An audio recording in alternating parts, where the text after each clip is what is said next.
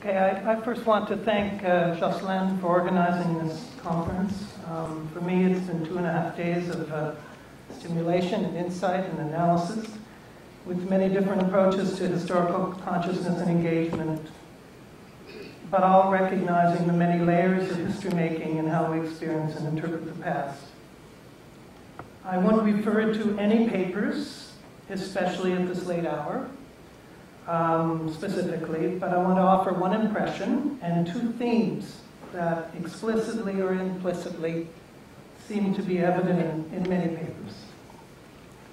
First, the impression. As I listened over the last 2 days, I couldn't help asking, what doesn't constitute or contribute to historical consciousness or thinking?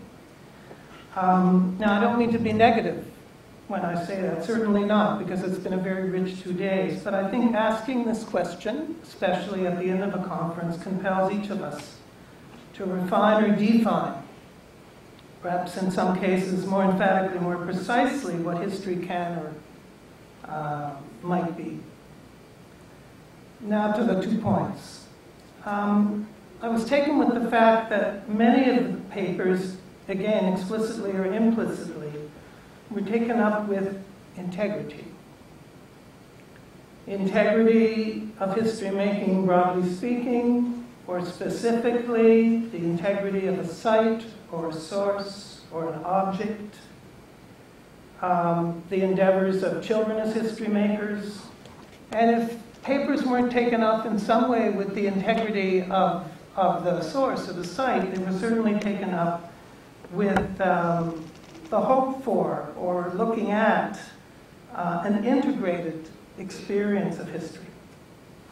And I think maybe a very general, but I think important, significant reason for that is that I think, we're undoubtedly setting about trying to make sense of the past, and indeed, as many people have said, making choices in a sea not just of ubiquitous computing, but ubiquitous information.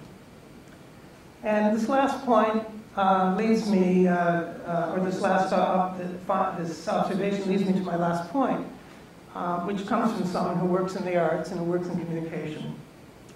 And what I also saw very central to all of, if not all the papers, again, explicitly or implicitly, is the significance of the medium or the media in and through which the past is constructed, transmitted, or told. Now that may seem obvious, but just think about it for a moment. We've got Kodachrome photographs, the book in its many forms, oral discourse, the fair, the game, the historic site once again, the museum, and of course let's not forget PowerPoint.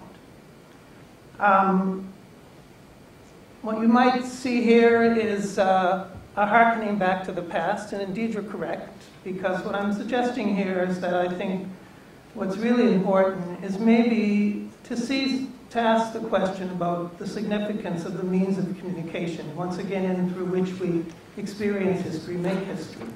And here, there's no better person, again, looking back to the past than none other than McLuhan, who many of you may know, but many may not, that he's now being reread, to the chagrin of many, resurrected.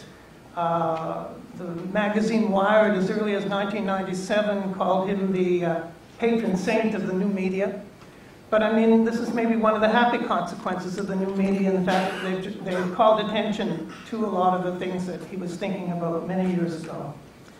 And I want to leave you with 2 McLuhan observations or adages, whatever way you want to take them, that seem to me very, very germane, once again, to thinking about history, to wondering what it is, how we make it, and how we experience it.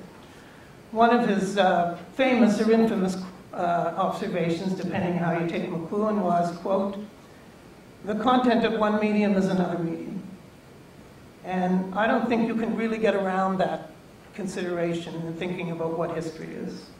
And finally, and a favorite of mine, since I'll go back to teaching in the Fine Arts program on Monday morning, the media are making artists out of all of us.